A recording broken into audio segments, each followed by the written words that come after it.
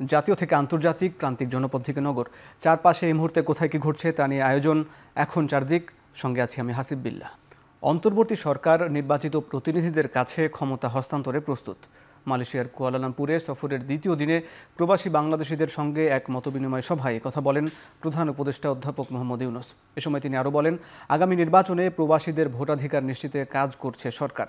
Passport সংক্রান্ত জটিলতা নিরসনে সরকার দ্রুত ব্যবস্থা নিয়েছে এবং সরকারি সব সেবা প্রবাসীদের দোরগোড়ার কাছে পৌঁছে দিতে নাগরিক সেবা বাংলাদেশ নামে বিশেষ উদ্যোগ নেওয়া হচ্ছে বলে জানান প্রধান উপদেষ্টা।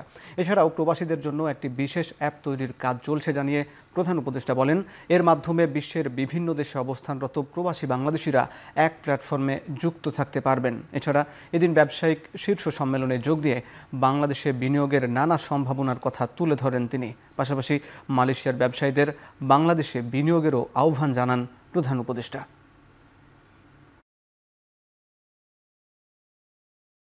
Talk about inviting you to come to Bangladesh. We're inviting you of this excitement. What can be done? Young, creative, young people. And also, the space is so much. You have not only Bangladesh you served all the neighborhood. February মাসে নির্বাচন হবে এবং তার মধ্যে একটা উল্লেখযোগ্য বিষয় হলো, সঙ্গে সঙ্গে আমার উল্লেখ করে দিয়েছে, প্রবাসীদের জন্য এবার ভোটাধিকার দিতে হবে। এবার তারা যেন ভোট দিতে পারে। এইটা আমাদের একটা নতুন অভিজ্ঞতা হবে ইন্টারিম গভর্নমেন্টের এই এক বছর। তারপরে ফেব্রুয়ারি পর্যন্ত গেলে আমরা আশা করি নির্বাচন, সুন্দর একটা নির্বাচনের মাধ্যমে আমরা ক্ষমতা নির্বাচিত প্রতিনিধিদের কাছে সমর্পণ করতে পারবো। এর আগে পুত্রজায়ায় মালয়েশিয়ার প্রধানমন্ত্রী আনোয়ার ইব্রাহিমের সঙ্গে দ্বিপক্ষীয় বৈঠকে 5টি সমঝোতা স্মারক সই ও 2টি নোট বিনিময় করেছেন অন্তর্বর্তী সরকারের প্রধান উপদেষ্টা অধ্যাপক মোহাম্মদ ইউনূস। এছাড়াও দুদেশের বাণিজ্যিক সম্পর্ক সম্প্রসারণে আলোচনা করেন তারা। বৈঠক শেষে যৌথ সংবাদ সম্মেলন করেন দুই দেশের সরকার প্রধান। এ সময় মালয়েশিয়ার প্রধানমন্ত্রী আনোয়ার ইব্রাহিমকে বন্ধু বলে এ সময় সম্বোধন করেন প্রধান উপদেষ্টা। পাশাপাশি বাংলাদেশের পাশে থাকার জন্য মালয়েশিয়াকে ধন্যবাদ জানান তিনি। বলেন, অভ্যুত্থানের পর গত এক বছরে অর্থনীতি ঘুরে দাঁড়িয়েছে, রিজার্ভ বেড়েছে এবং বিভিন্ন প্রতিষ্ঠান শক্তিশালী হয়েছে। আগামী ফেব্রুয়ারিতে জাতীয় নির্বাচন অনুষ্ঠানের কথা স্মরণ করিয়ে দেন তিনি।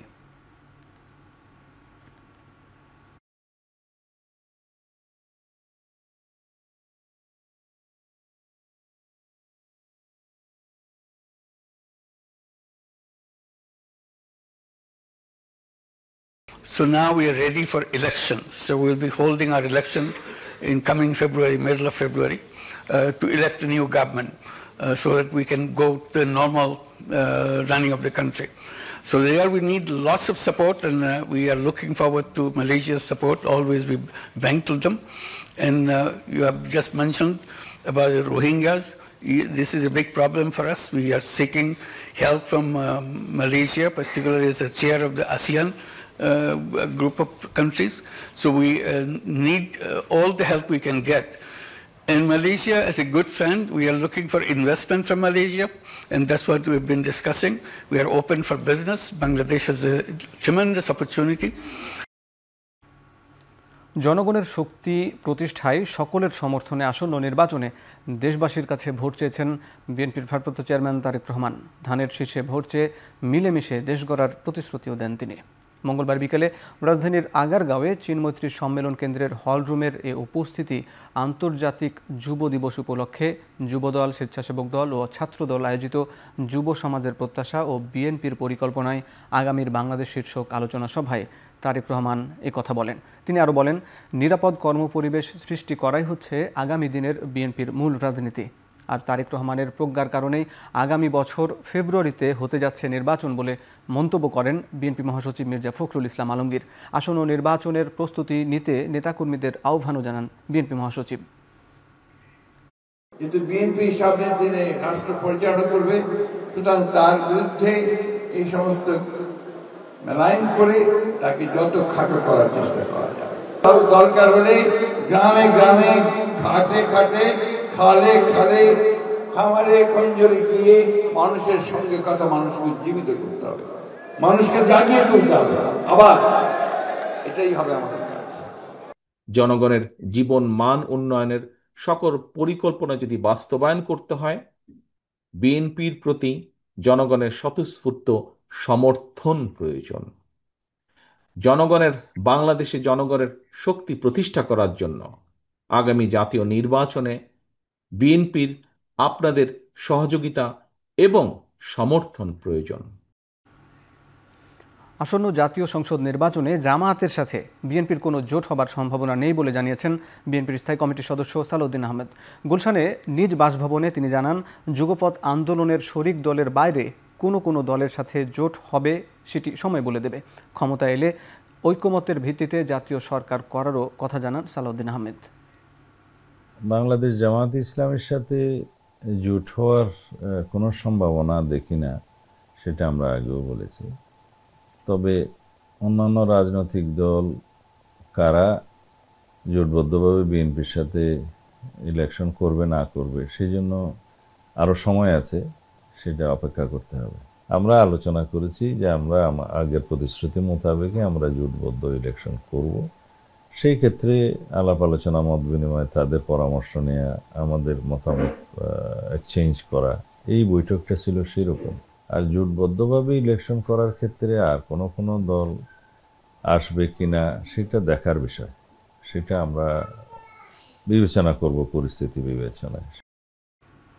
অন্তর্বর্তী সরকারকে রাজনৈতিক দলগুলো সহযোগিতা না করলে আগামী নির্বাচন অনিশ্চয়তায় পড়বে বলে মন্তব্য করেছেন বিএনপির স্থায়ী কমিটির সদস্য গয়েশ্বর চন্দ্র রায়।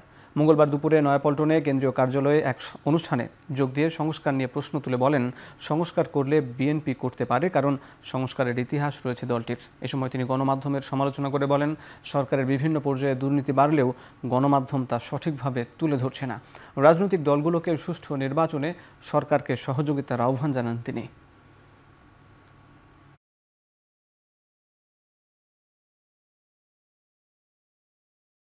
এই যে যেগুলো নাকি জনগণের বিরুদ্ধে জীবন গড়ে ফেলে আসছে, এরা নির্বাচন ভণ্ডুল করার জন্য সচেষ্ট। সেই কারণেই আমাদেরকে অতি ধৈর্য ধরা দরকার। একটা অরাজনৈতিক সরকারকে রাজনৈতিক দলগুলি সঠিকভাবে যদি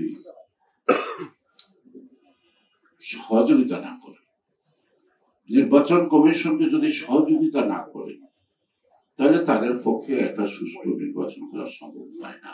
ঘুষ দুর্নীতি কিন্তু কমে নাই, প্রকারান্তরে অনেক জায়গায় বাড়ছে। ব্যবসা বাণিজ্য খবরদারি ওই হাসিনা বংশধররাই করতেছে। এখন তারা রূপ পাল্টেছে। সুতরাং অর্থনীতির মেরুদণ্ড ভাঙছে, কিন্তু তাদের অর্থদণ্ড প্রচুর আছে। দেশে অফিস খুলতে না পারলো কলকাতা অফিস খুলে হয়েছে, এরপর আবার একটা দিল্লি খুলবো। জাতীয়তাবাদী শক্তিকে আক্রমণ করে একটি গোষ্ঠী আগামী নির্বাচনকে বিতর্কিত করার চেষ্টা করছে বলে মন্তব্য করেছেন বিএনপির সিনিয়র যুগ্ম মহাসচিব রুহুল কবির রিজভী।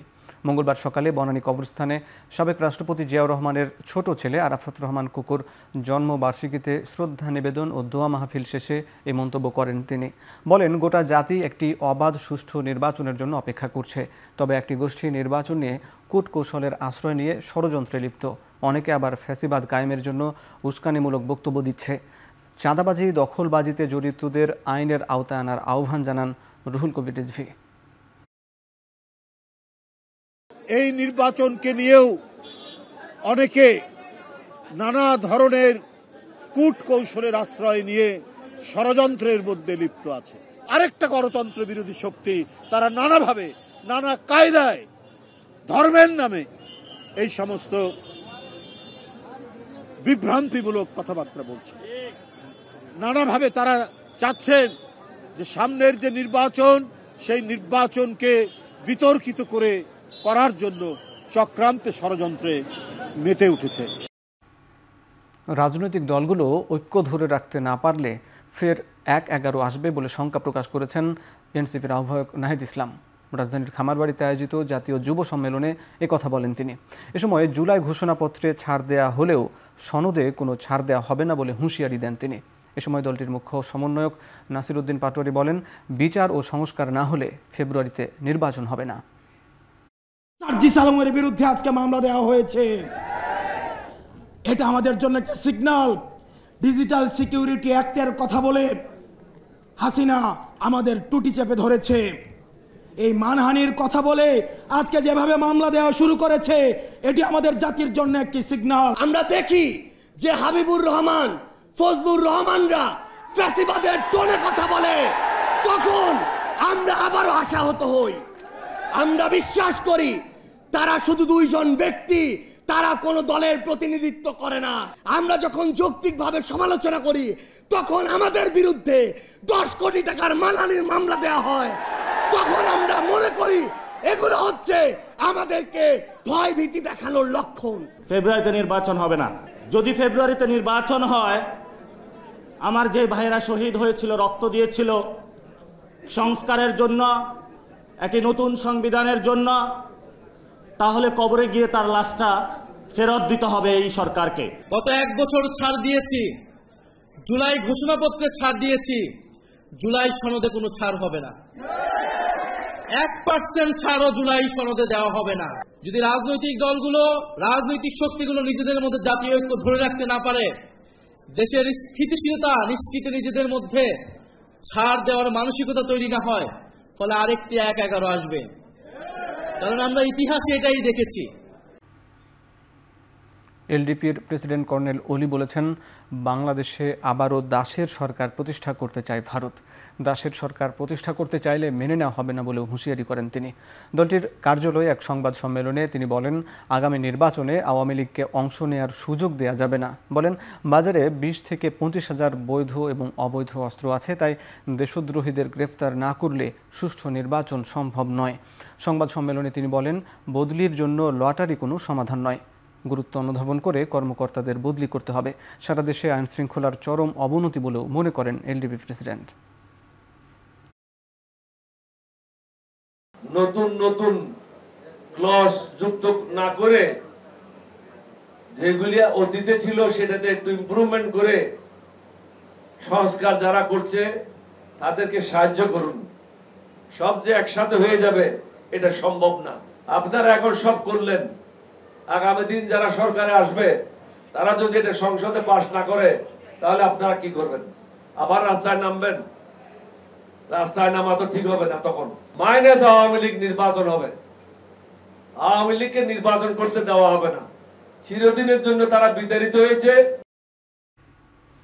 আগামী জাতীয় সংসদ নির্বাচনের ভোট কেন্দ্রের সংখ্যা হবে 45,098টি, ভোট কক্ষ 2,80,566টি। একই সাথে ভোট গ্রহণের দায়িত্বে থাকছেন 9,31,000-এর বেশি কর্মকর্তা। ইসির ভোট গ্রহণ কর্মকর্তাদের প্যানেল প্রস্তুত ও প্রশিক্ষণ কার্যক্রম সভা থেকে এ তথ্য নিশ্চিত করা হয়েছে। একই সাথে ভোট দিতে পারেন 12,78,00,000-এর বেশি ভোটার। এতে যাদের জন্ম 1 জানুয়ারি 2008 বা তার আগে তারা যুক্ত হতে পারবেন। এবারের নির্বাচন ঘিরে ইসি 3 ধাপে ভোটার তালিকা প্রস্তুতির কাজ করেছে। সবশেষ দ্বিতীয় ধাপের তথ্য খসড়া তালিকাভুক্ত ভোটার 12,61,00,000-এর বেশি। একই সাথে 31 অক্টোবরের মধ্যে যাদের বয়স 18 হবে, চূড়ান্ত ভোটার তালিকায় তাদের যুক্ত করতে যাচ্ছে কমিশন। এছাড়া ভোট কেন্দ্রগুলোতে নজরদারি রাখতে কমিশনের পাশাপাশি সরকারের পক্ষ থেকে প্রস্তুতি নেওয়া হচ্ছে।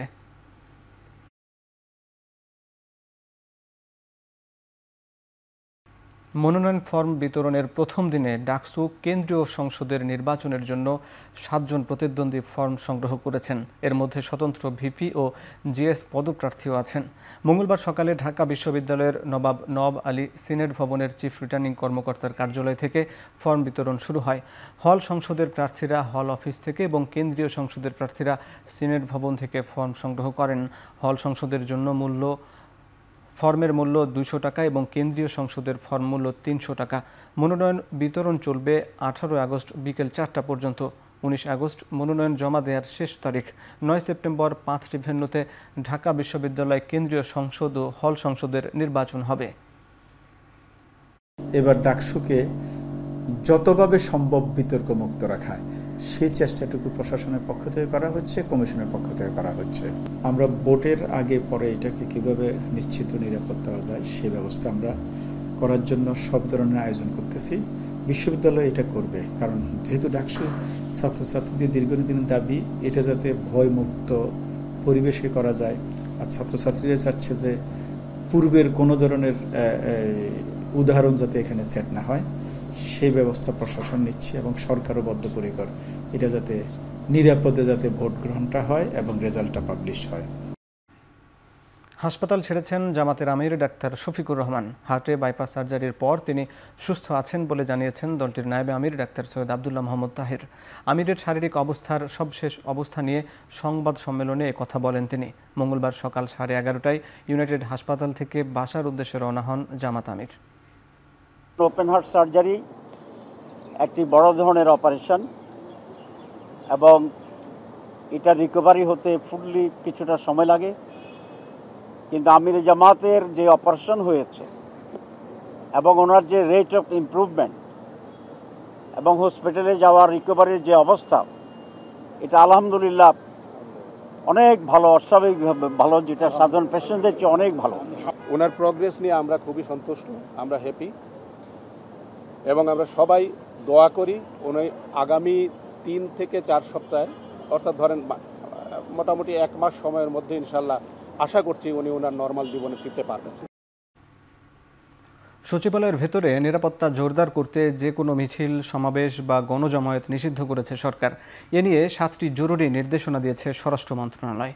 নির্দেশনায় বলা হয়, অনুমতি ছাড়া কোনো মন্ত্রণালয়, বিভাগ, সংস্থার সভা বা সমাবেশ আয়োজন করা যাবে না। এছাড়া সন্ধ্যা 6টার পর সচিবালয়ের অভ্যন্তরে জরুরি দাপ্তরিক প্রয়োজনে অবস্থান করতে হলে স্বরাষ্ট্র মন্ত্রণালয়কে অবহিত করতে হবে। সাপ্তাহিক বা সরকারি ছুটির দিন সচিবালয়ে প্রবেশের জন্য পূর্বানুমতি নিতে হবে।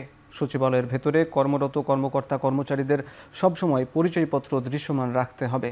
সচিবালয়ের অভ্যন্তরের কোনো ভবন বা প্রাঙ্গণে কোনোরূপ লিফলেট বিতরণ, ব্যানার বা ফেস্টুন ঝুলানো বা স্থাপন করা যাবে না।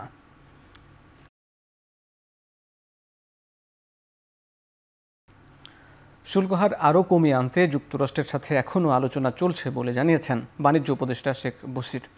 মঙ্গলবার দুপুরে সচিবালয়ে চলতি অর্থ বছরের রপ্তানি লক্ষ্যমাত্রা নিয়ে এক সংবাদ সম্মেলনে তিনি একথা বলেন। জানান, ভারতের বাণিজ্য মন্ত্রীকে দ্বিপাক্ষিক আলোচনার জন্য চিঠি দেওয়া হয়েছে, তবে এখনও সাড়া মেলেনি। পেঁয়াজের দাম বৃদ্ধির প্রেক্ষিতে সরকার কিছু পরিমাণ পেঁয়াজ আমদানি করার কথাও ভাবছে বলে জানান বাণিজ্য উপদেষ্টা। 20% শুল্ক আরোপিত হয়েছে আমাদের উপরে। আমাদের 15% বা তার থেকে কম করার প্রচেষ্টায় আমরা বাণিজ্য মন্ত্রণালয় সহ সকল মন্ত্রণালয়ের যে সম্মিলিত প্রয়াস সেটা এখনো জারি আছে। আমরা তো বহুদিন ধরে পেঁয়াজ আমদানি করছি না। 1 নম্বর, আমাদের মাশাআল্লাহ আমাদের স্থানীয় উৎপাদন যথেষ্ট ভালো, তবে আমরা হয়তোবা কিছু পেঁয়াজ এই মুহূর্তে আবার আমদানি করার চিন্তা করছি এবং সেক্ষেত্রে আমি কোনো সমস্যা দেখছি না। পাচার হওয়া অর্থ ফেরত আনার বিষয়ে বিভিন্ন অগ্রগতি হয়েছে। ফেব্রুয়ারির মধ্যে কিছুটা ফিরিয়ে আনা সম্ভব হবে বলে জানিয়েছেন অর্থ উপদেষ্টা। মঙ্গলবার বিকেলে সচিবালয়ে গত 1 বছরে মন্ত্রণালয়ের কর্মকাণ্ড তুলে ধরেন অর্থ উপদেষ্টা সালাউদ্দিন আহমেদ। জানান, গত 1 বছরে দেশের অর্থনৈতিক অবস্থা মোটামুটি সন্তোষজনক অবস্থায় পৌঁছেছে। আমার কথায় তো আমার অনুরোধ আসবে না, what we need a mutual legal assistant MLA, কারণ ওদের লিগাল ইস্যু আমি বাংলাদেশ ব্যাংক বলে দিলি তো ওখানে ব্যাংক অফ ইংল্যান্ড বা আপনার মনিটারি অথরিটি অফ সিঙ্গাপুর বলে নিয়ে যাও টাকা, তুমি বলছো যখন টাকা ফিরে আসবে, সেটা হচ্ছে হলো কি একটা বাণী একটা সতর্ক বাণী দেওয়া যে ভবিষ্যতে কিন্তু করলে আর 15 বছরে তো এরকম কোনোদিন কেউ করে নাই। তো এখন যদি নেক্সট টাইম যদি নেক্সট গভর্নমেন্ট যদি মনে করে যে এইগুলি কিছু করব, তখন আপনারাই ধরবেন এবং ওই যে 12 জন আছে 11 জনের সাথে আরও 12 জন বা 25 জন যোগ হবে। কৃষি খাতের উৎপাদনশীলতা বৃদ্ধি, মূল্যস্ফীতি নিয়ন্ত্রণ ও দারিদ্র্য বিমোচনের লক্ষ্যে 2025-26 অর্থ বছরের জন্য 39,000 কোটি টাকার কৃষি ও পল্লী ঋণ বিতরণের লক্ষ্য নির্ধারণ করেছে বাংলাদেশ ব্যাংক। গত অর্থ বছরে এই লক্ষ্যমাত্রা ছিল 38,000 কোটি টাকা। মঙ্গলবার বাংলাদেশ ব্যাংকের প্রধান কার্যালয়ে সংবাদ সম্মেলনে নতুন কৃষি ও পল্লী ঋণ নীতিমালা ও কর্মসূচি ঘোষণা করেন governor doctor Ahsan H Mansur. জানানো হয়, রাষ্ট্রীয় মালিকানাধীন ও বিশেষায়িত ব্যাংকের বিতরণের লক্ষ্যমাত্রা 13,880 কোটি টাকা আর বেসরকারি ও বিদেশি ব্যাংকের লক্ষ্যমাত্রা 25,120 কোটি টাকা। এ সময় সব ডেপুটি গভর্নর, BFIU প্রধান, চিফ ইকোনমিস্ট, নির্বাহী পরিচালক সহ তফসিলি ব্যাংকের প্রধান নির্বাহীরা উপস্থিত ছিলেন। 120 দিনের নিচে কোনো ধান আসবে না, কোনো পাটও আসবে না। আমাকে ক্রপ সাইকেল যদি 120 দিন হয়, 4 মাস, সাথে আমাকে বিক্রি করার জন্য আরও 2 মাস সময় দিতে হবে। তাহলে 6 মাসের একটা ক্রপ সাইকেল আমি করতে পারি। কৃষি ঋণের সব কি কৃষকের কাছে পৌঁছায় কিনা, দ্যাটস অ্যান ইম্পর্টেন্ট ইস্যু। আমরা এটা বাংলাদেশ ব্যাংক থেকে আমরা এটা পর্যালোচনা করছি। আমরা চাই 100% কৃষি ঋণ যেন কৃষকের কাছে যায়, দালালের কাছে যেন না যায়। মার্কিন যুক্তরাষ্ট্র থেকে 2টি বাল্ক ক্যারিয়ার জাহাজ কেনার সিদ্ধান্ত নিয়েছে সরকার। এতে ব্যয় হবে 935,71,56,000 টাকা। মঙ্গলবার সকালে সচিবালয়ে অর্থ উপদেষ্টা ডক্টর সালেউদ্দিন আহমেদের সভাপতিত্বে অনুষ্ঠিত সরকারি ক্রয় সংক্রান্ত উপদেষ্টা পরিষদ কমিটির বৈঠকে এই জাহাজ কেনার অনুমোদন দেওয়া হয়েছে। এছাড়া বৈঠকে দেশের জ্বালানি নিরাপত্তা নিশ্চিত করতে সিঙ্গাপুর থেকে 2টি কার্গো LNG কেনার অনুমোদন দিয়েছে সরকার।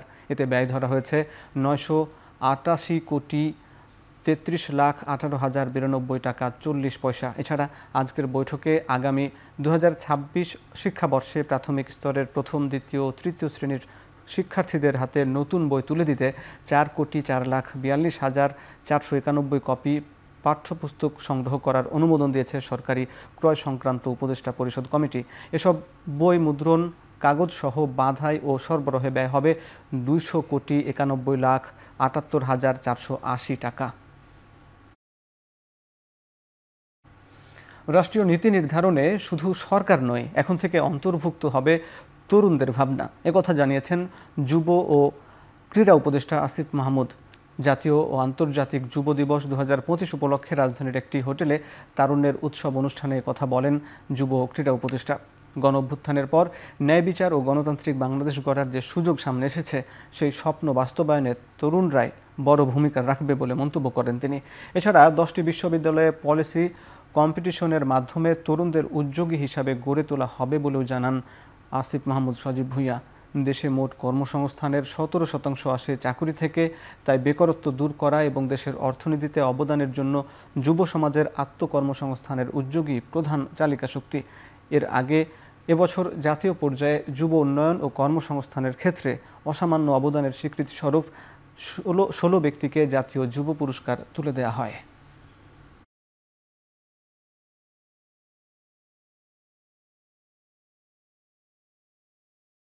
সরকার দৃঢ়ভাবে বিশ্বাস করে গণঅভ্যুত্থানের পর সাম্য, নাগরিক মর্যাদা, ন্যায় বিচার, গণতন্ত্র ও সমৃদ্ধির নতুন বাংলাদেশ গড়ার যে সুযোগ আমাদের সামনে এসেছে, সে স্বপ্ন বাস্তবায়নের পথে সবচেয়ে বড় অবদান রাখবে দেশের তরুণ প্রজন্ম। আর সেই লক্ষ্যে পৌঁছাতে প্রযুক্তি হবে মূল চালিকা শক্তি, বিশেষত বর্তমান চতুর্থ শিল্প বিপ্লবের বিশ্বব্যাপী প্রেক্ষাপটে, যেখানে প্রযুক্তি সমাজ ও অর্থনীতির পরিবর্তনের প্রধান হাতিয়ার। এই প্রতিবাদের মাধ্যমে আমরা তরুণ সমাজকে বার্তা দিতে চাই, তাদের উদ্ভাবনী শক্তি ও বহুপাক্ষিক অংশীদারিত্ব দেশের টেকসই উন্নয়নে অপরিহার্য। জাতীয় ও আন্তর্জাতিক যুব দিবস 2025 উপলক্ষে বর্ণাঢ্য র্যালি হয়েছে। এবছর আন্তর্জাতিক যুব দিবসের প্রতিপাদ্য প্রযুক্তির উপর প্রযুক্তি নির্ভর যুবশক্তি, বহুপাক্ষিক অংশীদারিত্বের অগ্রগতি। যুব দিবস উপলক্ষে শুরুতেই সকালে যুব ও ক্রীড়া উপদেষ্টা আসিফ মাহমুদ সজীব ভুঁইয়া ক্রীড়া মন্ত্রণালয়ের সকল কর্মকর্তা কর্মচারী, যুব সংগঠন, প্রশিক্ষণার্থী এবং যুব উদ্যোক্তাদের সমন্বয়ে বর্ণাঢ্য যুব র্যালি অনুষ্ঠিত হয়। র্যালিটি জাতীয় জাদুঘরের সামনে হতে শুরু হয়ে হোটেল ইন্টারকন্টিনেন্টালে সমাপ্ত হয়।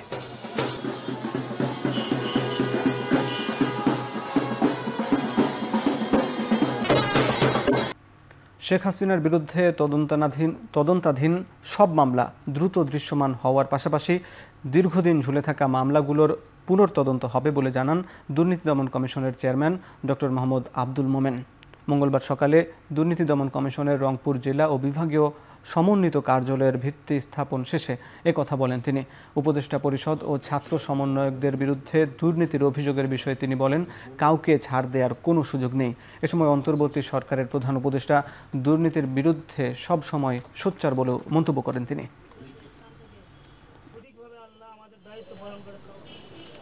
বিশেষ করে এই অনুষ্ঠানে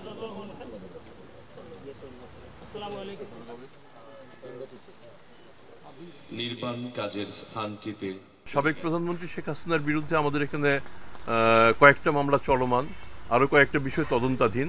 তদন্ত করে শেষ পর্যন্ত যদি প্রমাণিত হয় আমরা মামলা মোকদ্দমায় চলে যাব। বেশ কিছু পুরনো মামলা আছে, নতুন মামলাও আসছে। আমরা পুরনো অনেক মামলা বিভিন্ন কারণে ধামাচাপা অবস্থায় ছিল, এগুলি আপনারা জানেন, এই কারণে আমি ব্যাখ্যা করতে চাই না।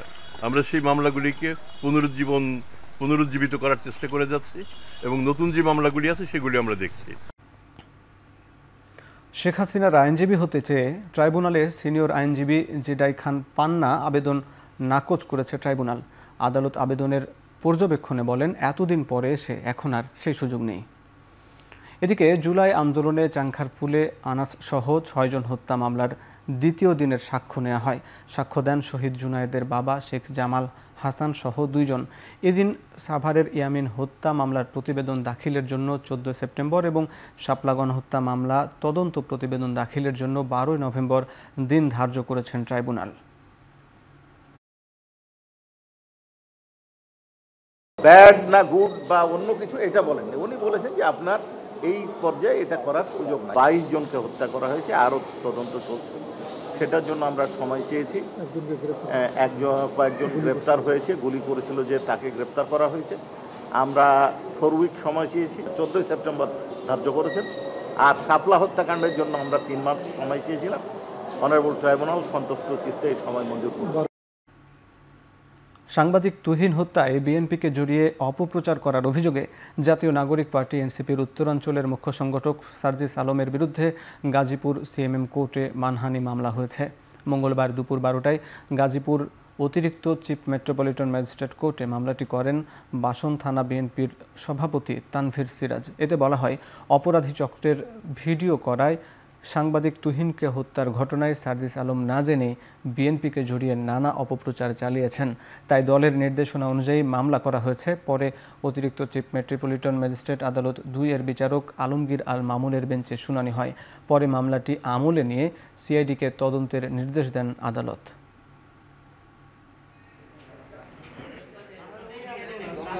সার্জিস আলম একাই স্ট্যাটাস দিয়েছেন। আমরা সার্জিস আলমকে একজনকেই এই মোকদ্দমায় আসামি করেছি। ইতিমধ্যে নির্বাচন ডিক্লেয়ার করেছে। এই নির্বাচনকে প্রশ্নবিদ্ধ করার জন্য এবং পিছিয়ে দেওয়ার জন্য এবং জাতীয়তাবাদী দলের ভাবমূর্তি সাধারণ জনগণের কাছে ক্ষুণ্ণ করার জন্য সে এই সমস্ত বিবৃতিগুলো দিয়ে থাকে। এর জন্য আমাদের সকল আইনজীবীদের নিয়ে গাজীপুর কোর্টের যত আইনজীবী আছে সকলকে আমরা সাথে নিয়ে বিএনপির জাতীয়তাবাদী দলের আমরা সার্জিস আলমের বিরুদ্ধে মামলা রুজু করে গেলাম। পরিকল্পিতভাবে বিচার বিভাগকে অস্থিতিশীল করতে খায়রুল হকের জামিন শুনানিতে হট্টগোল করা হয়েছে বলে অভিযোগ করেছেন বিএনপির আইনজীবীরা। মঙ্গলবার দুপুরে সুপ্রিম কোর্ট প্রাঙ্গণে বিক্ষোভ মিছিল ও সমাবেশ করে জাতীয়তাবাদী আইনজীবী ফোরাম। এ সময় ফোরামের নেতারা বলেন, দিল্লিতে বসে শেখ হাসিনা হাজার হাজার কোটি টাকা খরচ করে বহিরাগতদের সঙ্গে নিয়ে বিচার বিভাগ ও দেশকে অস্থিতিশীল করার ষড়যন্ত্র করছে। এক্ষেত্রে তাদের হয়ে কাজ করছেন কয়েকজন সিনিয়র আইনজীবী। এজলাসে রাষ্ট্রপক্ষের আইনজীবীকে মারধর করা হয়েছে দাবি করে এর বিচার চান তারা। এ সময় ফোরামের মহাসচিব প্রধান বিচারপতির কাছে আইনজীবীদের নিরাপত্তার দাবি জানান।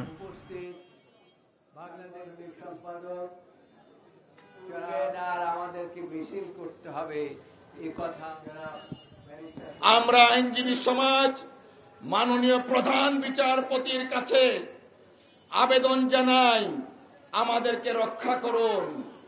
আওয়ামী সন্ত্রাসীদের হাজার হাজার কোটি টাকা আজকে বিতরণ করছে কোর্টের অভ্যন্তরে বিশৃঙ্খলা করার জন্য, এবং সেই বিশৃঙ্খলার মধ্য দিচ্ছেন তথাকথিত 3-4 জন আইনজীবী, বর্ণচোরা আইনজীবী।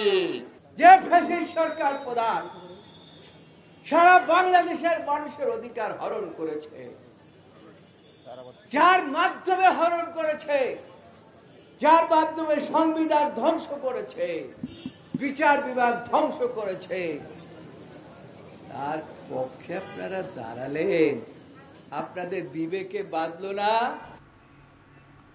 প্রধানমন্ত্রী ও স্বরাষ্ট্রমন্ত্রীকে দেখানোর কথা বলে সমন্বয়কদের কাছ থেকে জোর করে ভিডিও বার্তা নেওয়া হয়েছিল। আন্তর্জাতিক অপরাধ ট্রাইব্যুনালের তদন্ত সংস্থায় জবানবন্দিতে কথা জানিয়েছেন সাবেক সমন্বয়ক আসিফ মাহমুদ। জবানবন্দিতে তিনি জানান, 19 জুলাই রাতে গুম হওয়ার আশঙ্কায় গুলশান থেকে স্থান পরিবর্তনের চেষ্টা করেন তারা। এ সময় ডিজিএফআই মোবাইল ট্র্যাক করে তাকে তুলে নেয়। 25 জুলাই ভিডিও বার্তা দিতে অস্বীকৃতি জানালে তাকে শারীরিকভাবে লাঞ্ছিত করা হয়। লোমহর্ষক নির্যাতনের অভিজ্ঞতার কথা উল্লেখ করে তিনি বলেন, 26 জুলাই হাসপাতাল থেকে তুলে নিয়ে যাওয়া হয় ডিবি কার্যালয়ে, যেখানে 6 দিন আটক রেখে জোর করে ভিডিও স্টেটমেন্ট নেওয়া হয়। রমনা জোনের ডিসি হুমায়ুন আন্দোলনকারীদের নামে মামলা দেওয়ার হুমকি দেন। ভিপি নূরকে সেখানেই মারধরের ঘটনা ঘটে। ডিবি কার্যালয়ে অনশন শুরু করলে খবর ছড়িয়ে পড়ে এবং বিশ্ববিদ্যালয়ের শিক্ষকরা উদ্ধারে এগিয়ে আসেন বলেও জানান তিনি। মাইলস্টোন ট্র্যাজেডির সুষ্ঠু তদন্ত এবং সারা দেশে কোচিং ব্যবসা বন্ধসহ ৮ দফা দাবি জানিয়েছেন বিমান দুর্ঘটনায় নিহত ও আহতদের পরিবারের সদস্যরা। বিমানবন্দরের নিকটবর্তী শিক্ষা প্রতিষ্ঠানসমূহ বন্ধের দাবিও করেছেন তারা। মঙ্গলবার সকালে মাইলস্টোন স্কুল অ্যান্ড কলেজের সামনে মানববন্ধনে সব দাবি তুলে ধরেন তারা। সেখানে বিমান দুর্ঘটনায় প্রাণ হারানো পরিবারের সদস্যরা ক্ষতিপূরণের পাশাপাশি ঘটনার সুষ্ঠু তদন্তে কর্তৃপক্ষের উদাসীনতার অভিযোগ করেন। বিমানবন্দরের কাছাকাছি শিক্ষা প্রতিষ্ঠান থাকাকে ভবিষ্যৎ দুর্ঘটনার ঝুঁকি টিকিয়ে রাখা বলে মন্তব্য করেন নিহতের সদস্যরা। এ সময় শিক্ষা প্রতিষ্ঠানে কোচিং বাণিজ্য পরিচালনার বিরুদ্ধেও ক্ষোভ প্রকাশ করেন তারা। অভিভাবকরা ছাড়াও মানববন্ধনে অংশ নেন মাইলস্টোন স্কুল অ্যান্ড কলেজের বেশ কিছু শিক্ষার্থী। বিমান দুর্ঘটনার ২০ দিন পেরিয়ে গেলেও মানসিক ট্রমা থেকে বের হতে পারছেন না বলে দাবি করেন তারা। এই ভাঙা বিমানগুলো নিয়ে যাচ্ছিল, তখন ভাইয়ারা ভিডিও করতেছিল, অনেক লাশ পাওয়া গেছে, তো ওইগুলো ভিডিও করতেছিল। ভিডিও করার কারণে ওদেরকে মারা হয়েছে। শিক্ষার নামে ব্যবসা করা হয়, কোচিং ব্যবসা। এই কোচিং ব্যবসাটা বন্ধ করা হোক, একটা সুস্থ তদন্ত করা হোক। আমার একটা বাচ্চা থাকলেও তো আমি বাঁচতে পারতাম, কিন্তু এই সম্পূর্ণ ঘটনার জন্য স্কুল কর্তৃপক্ষ দায়ী। কারণ আমার বাচ্চাকে না আটকাইলে তো আমার 2টা বাচ্চাই যেত না। আমার বাচ্চা তো কোচিং করে না, কেন তারা আটকায় রাখলো স্কুলের পরে? আমি চাই না আমার আইমানের মতো আরো ঝরে পড়ুক এই ফুলগুলা, অকালে ঝরে যাক, পুরে কয়লা হয়ে যাক। আমি চাই না আমার আইমানের মতো আরো আইমান এখানে পুরে বিধ্বস্ত হোক। আমি চাই না। আমরা এই সরকারের কাছে আমরা বিচার চাই, এই স্কুল বন্ধের দাবি চাই।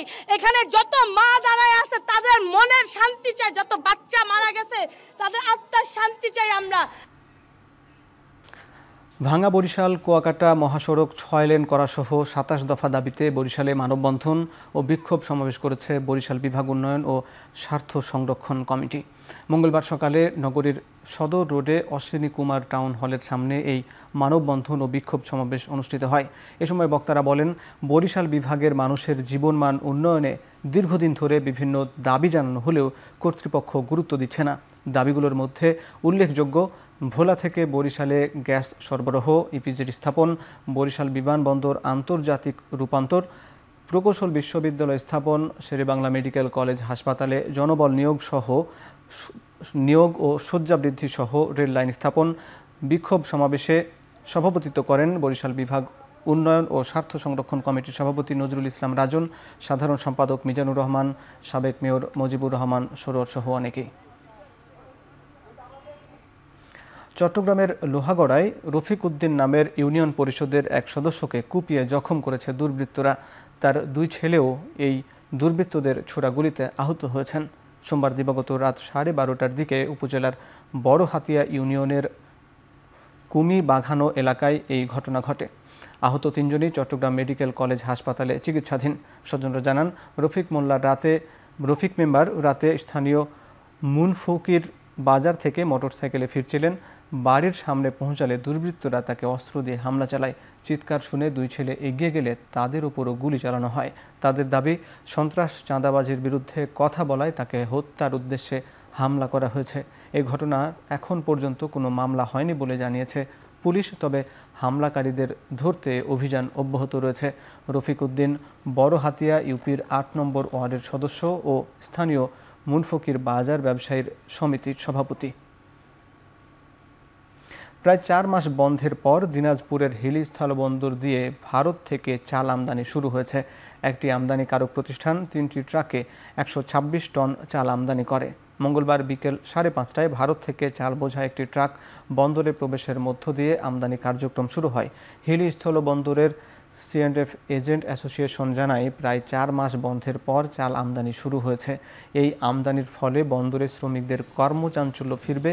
এর আগে 2024 সালের নভেম্বর মাসে চাল আমদানি শুরু হয়ে বন্ধ হয়ে যায় 2025 সালের 15 এপ্রিল।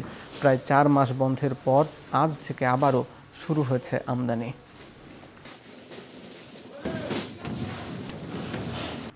বাংলাদেশ থেকে স্থলপথে পাটের বস্তা ও দড়িসহ 4 ধরনের পণ্য আমদানি নিষিদ্ধ করল ভারত। এ নিয়ে ঢাকা থেকে পণ্য আমদানিতে গেল 5 মাসে চতুর্থ দফায় বিধিনিষেধ আরোপ করেছে নয়াদিল্লি। সোমবার দেশটির বৈদেশিক বাণিজ্য অধিদপ্তরের এক বিজ্ঞপ্তিতে উঠে এসেছে এই তথ্য, যা তাৎক্ষণিকভাবে কার্যকর করা হয়। তবে সমুদ্রপথে মুম্বাইয়ের নভা সেবা বন্দর দিয়ে এসব পণ্য ভারতে সরবরাহে কোনো বিধিনিষেধ নেই। সবশেষ গেল 27 জুন কাঁচা পাট, পাটের রোল ও পাটের সুতাসহ 9 ধরনের পণ্য বাংলাদেশ থেকে স্থলপথে আমদানি নিষিদ্ধ করে ভারত। নিষেধাজ্ঞা আরোপ করা পণ্যগুলোর 99% স্থলবন্দরের মাধ্যমে সরবরাহ করা হতো।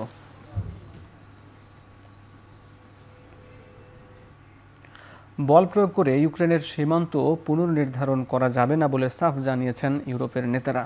এই মর্মে একটি বিবৃতিতে স্বাক্ষরও করেছেন ইউরোপের 26 দেশের রাষ্ট্রপ্রধান। আর রাশিয়ার সঙ্গে মিত্রতার কারণে বিবৃতিতে স্বাক্ষর করা থেকে বিরত ছিলেন হাঙ্গেরির প্রধানমন্ত্রী ভিক্টর অরবান। বিবৃতিতে জানানো হয়েছে, এই যুদ্ধের ভবিষ্যৎ কী হবে তা নির্ধারণের অধিকার ইউক্রেনীয়দেরকেই দিতে হবে এবং আন্তর্জাতিক সীমান্ত পুনর্নির্ধারণের পরিকল্পনা কোনোভাবেই মেনে নেওয়া হবে না। বিবৃতিতে আরও বলা হয়েছে, ইউক্রেনের আঞ্চলিক অখণ্ডতা রক্ষার প্রশ্নে কিয়েভের পাশে থাকবে ইউরোপ। শুক্রবার আলাস্কায় ট্রাম্প পুতিন বৈঠকের 2 দিন আগে এমন বিবৃতি দিলেন ইউরোপের নেতারা। বার্তা সংস্থা বিবিসি বলছে, মস্কোর গতিবিধি সন্তোষজনক মনে না হওয়ায় ইউরোপ আগেভাগেই এই বিবৃতি প্রকাশ করল।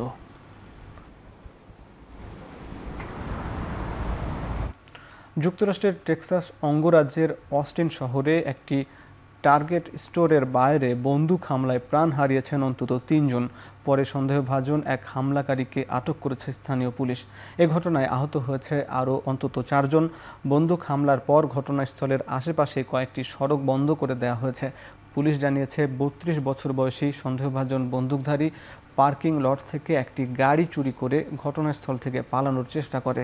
এ সময় গাড়ির মালিককে গুলি করে গাড়িটি ছিনিয়ে নেয় বন্দুকধারী। পরে পুলিশ চারদিক থেকে ঘিরে অবরুদ্ধ করে ফেলে হামলাকারীকে। বর্তমানে তাকে পুলিশ হেফাজতে রাখা হয়েছে। গুলির ঘটনায় তদন্ত চলছে।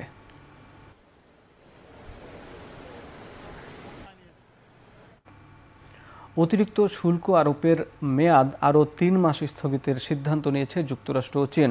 এক যৌথ বিবৃতিতে আগামী 10 নভেম্বর পর্যন্ত তা স্থগিত করে 2 দেশ। সোমবার এক যৌথ বিবৃতিতে অতিরিক্ত শুল্ক আরোপের মেয়াদ বাড়ানোর সিদ্ধান্তের কথা জানায় বিশ্বের 2 বৃহত্তম অর্থনীতির দেশ। তবে এ সময় চীনা পণ্যে যুক্তরাষ্ট্রের বর্তমান 30% এবং মার্কিন পণ্যে চীনের 10% শুল্ক বহাল থাকবে। নির্বাহী আদেশ স্বাক্ষরের পর ট্রাম্প জানান, চীনের সঙ্গে তার ভালো যোগাযোগ রয়েছে। হোয়াইট হাউস জানিয়েছে, এই বাড়তি সময়ে বাণিজ্য ঘাটতি কমানো এবং চীনা বাজারে মার্কিন পণ্য প্রবেশাধিকারের মতো বিষয়গুলো নিয়ে আলোচনা হবে।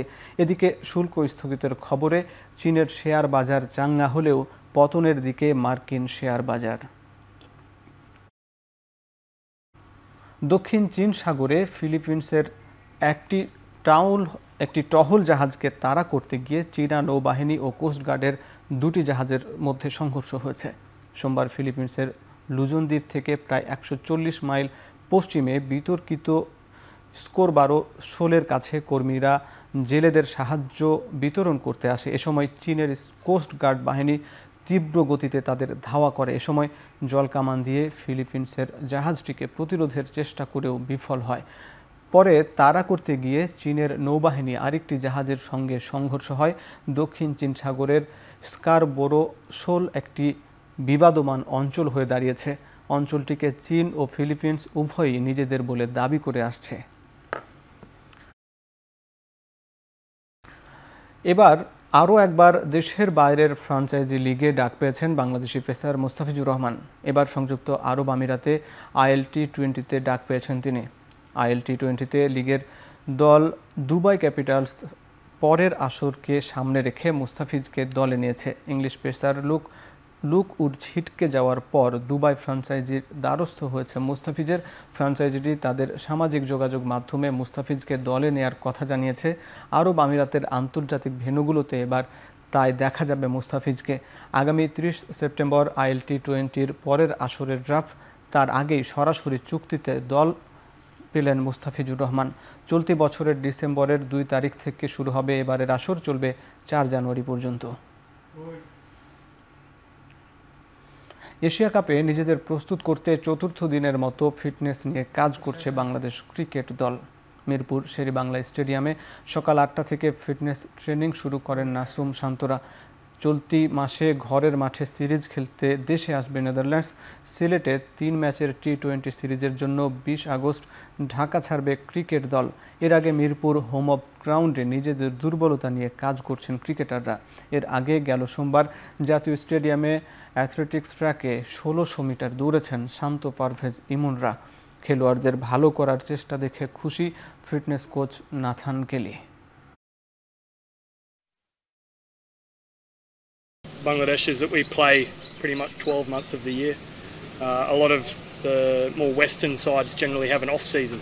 We don't get that luxury here. So when we get these small windows, we try and do some physical work and some physical testing. We use the testing to understand what areas we need to emphasize in each player's individual training. সিরিজের দ্বিতীয় টি-20তে অস্ট্রেলিয়ার বিপক্ষে ৫৩ রানের জয় পেয়েছে দক্ষিণ Africa. তরুণ batter ডেভাল্ট ব্রেভিসের অনবদ্য এক century এদিন কেড়ে নিয়েছে সব আলো।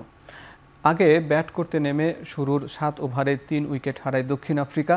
সেখান থেকেই ম্যাচের নিয়ন্ত্রণ নেন ব্রেভিস। ৪১ বলে করেছেন সেঞ্চুরি।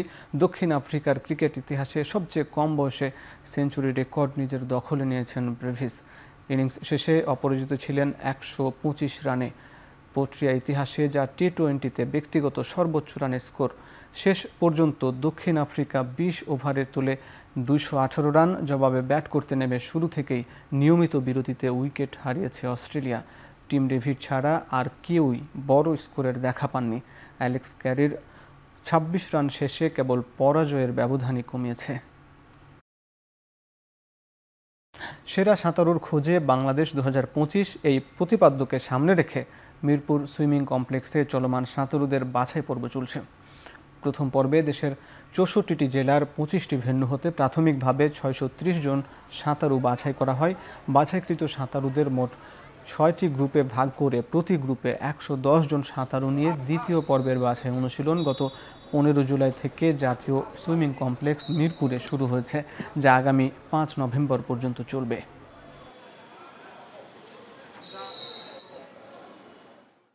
এই কমিটিতে যারা আছি আমরা কেউ নিজেদেরকে অ্যাডহক কমিটির সদস্য হিসাবে বিবেচনা করছি না। আমরা আন্তরিকভাবে চেষ্টা করছি আমাদেরকে যে কয়দিনই দায়িত্ব পালন করতে হয় সেটা যাতে আমরা পূর্ণাঙ্গ একটি কমিটি যেই দায়িত্ববোধ এবং যেই নিষ্ঠা আন্তরিকতার সাথে করে আমরা সেভাবেই করার চেষ্টা করছি। শেষ করছি এখন চারদিক। এখন টেলিভিশন ওয়েবসাইটে দেখতে ভিজিট করুন www.ekhon.tv। ফেসবুকে দেখুন facebook.com/tv.ekhon এবং ইউটিউবে দেখুন youtube.com/c/ekhon tv।